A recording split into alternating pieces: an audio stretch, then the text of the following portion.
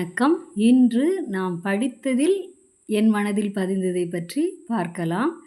அது என்னன்னா, சிலர் திரைப்படங்கள்லாம் நிறைய பார்க்கலாம் இதை பற்றி. பேசுகிறச்ச ஆங்கில சொற்களை வேறு அர்த்தத்தில் பயன்படுத்துகிறாங்க. எப்படின்னு சொன்னால், எக்ஸாம்பிளுக்கு அசால்ட் அப்படிங்கிற வார்த்தையை பயன்படுத்துகிறாங்க. அசால்ட்டுன்னா அலட்சியம்ட்டு அவங்க பயன்படுத்துகிறாங்க. அது தவறு. தாக்குவது. அசால்ட் என்றால் தாக்குவது. சரி, இது புத்தகத்தில் தான் வருது. அடுத்தது ஃபீலிங். ரொம்ப ஃபீலிங்காக இருக்குது அப்படின்லாம் சொல்கிறாங்க.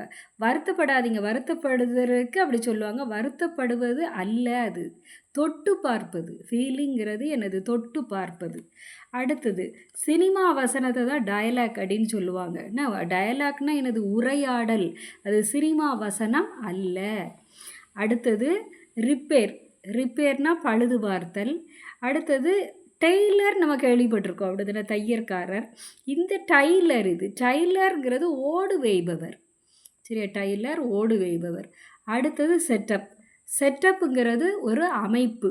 சரியா, செட்டப் நல்லா இருக்குது. அந்த அமைச்சிருப்பாங்க கோயில் மாதிரி செட்டப்பு, இல்லை பெரிய பெரிய மாளிகைகள் மாதிரி. அது அமைப்பு, அது பேர் செட்டப்.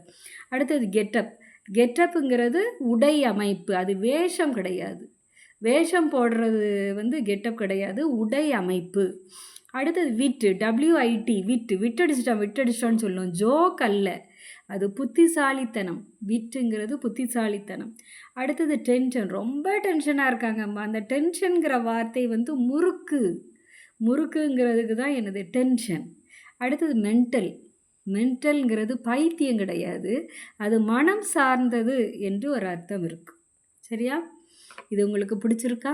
வேறு உங்களுக்கு தெரிஞ்சதை கமெண்ட்டில் பண்ணுங்கள். நன்றி.